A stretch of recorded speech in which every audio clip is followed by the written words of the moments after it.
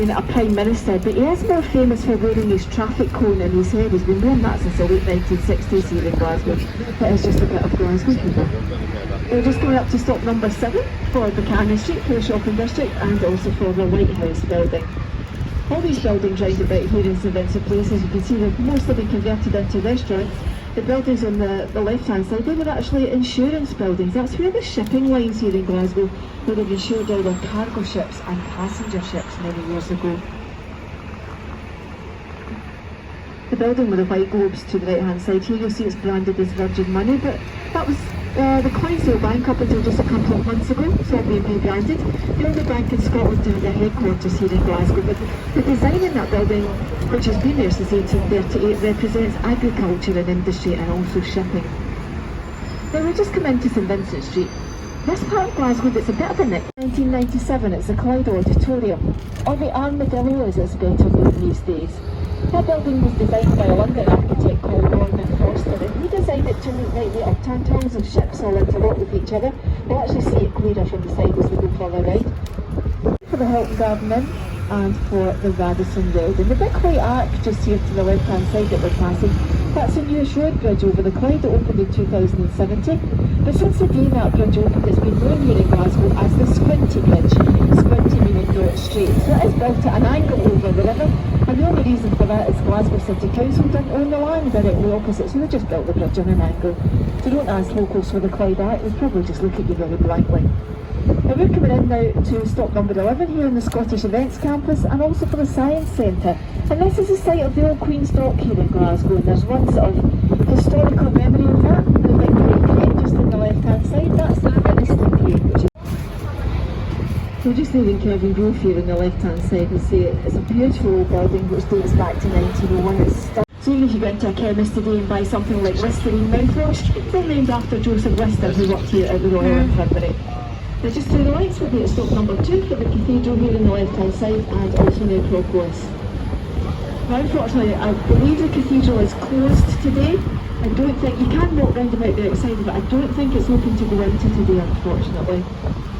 Now, the city began at the cathedral. People came to visit Cairn, they needed places to stay, they needed trades, and that's really how the city started expanding down the old High Street area that we're travelling down now.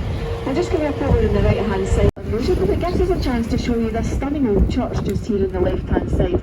It was St Andrew's Parish Church, you see it's called St Andrew's in the Square these days. But this was Glasgow's 4th oldest church. It was built here in 1756.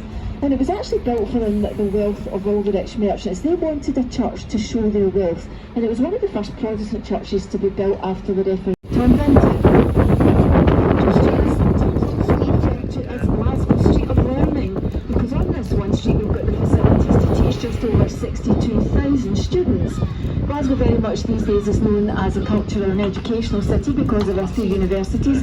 And also because of the large white building just over to the left hand side here with the long windows. That's City of Glasgow College's main campus building. We've got another 2 buildings down by the banks of the Clyde where they teach marine and nautical studies, but in total they have just over 40,000 students.